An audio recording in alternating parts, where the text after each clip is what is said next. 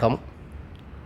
தலைமைந்து புறமை பரிசில் பரீட்சை 2025 இலவச வகுப்புகளில் கற்பிக்கப்படுகின்ற வினாக்கள் 3 வினாக்களுக்கு மாணவர்கள் விடையளிக்கும் 3 காணொளிகள் தினசரி பதிவேற்றம் செய்வேன்.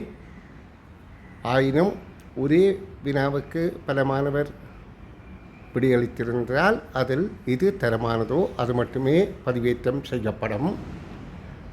இன்றைய தினம் இந்த முதலாவது கேள்வி, அதாவது ஒரு தாயக்கட்டை ஆக்குகின்ற அட்டைக்கீலத்தை கொடுத்து சரியான விடையின்கள் கோடிடுக என்று அந்த அட்டைக்கீலத்தை ஒட்டி ஆக்கப்பட்ட சதுரமுகி அல்லாதது எது என்று கேட்கப்பட்டிருக்கின்றது.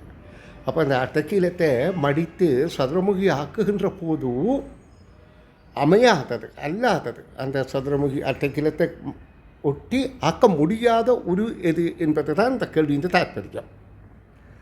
அப்போ இதில் முதலாவது தாயக்கட்டை காட்ட முடியும், அப்படி அமைக்க முடியும். காரணம் என்றால் 2 மறைந்து நிற்க ஒரு முகம் தெரியக்கூடியதாக ஒரு சதுரமுகி கட்டையில் தாயக்கட்டையில் ஒரு நேரத்தில் 3 முகம் தெரியும், 3 முகம் மறைந்திருக்க முடியும்.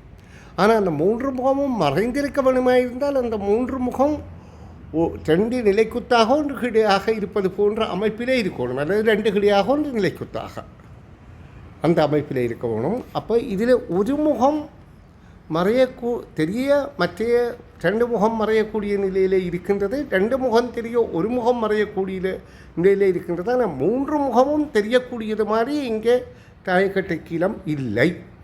அப்போ அதை இந்த சர்வே சென்ற மாணவர் அதனை விளக்கம் தருகிறார், கேட்டு அவரை உற்சாகப்படுத்துவோம். நன்று. இங்கே இந்த பேப்பர்ல முதலாவது சரியான விடையின் கீழ் கோடிடுக. முதலாவது கேள்வி, இங்கே ஒரு படம் கொடுத்துருக்கு, இது தாயக்கட்டை ஒன்றை உருவாக்குறதுக்கு ஒரு இது ஒன்று கொடுத்துருக்கு. இங்கே கேள்வி கேட்டிருக்கு, வட்டை கீழத்தை ஒட்டி ஆக்கப்பட்ட சதுரமுகி அல்லாதது எதுன்னு கேட்டிருக்கு. இங்கே முதலாவது விடையை பார்த்தோம்னா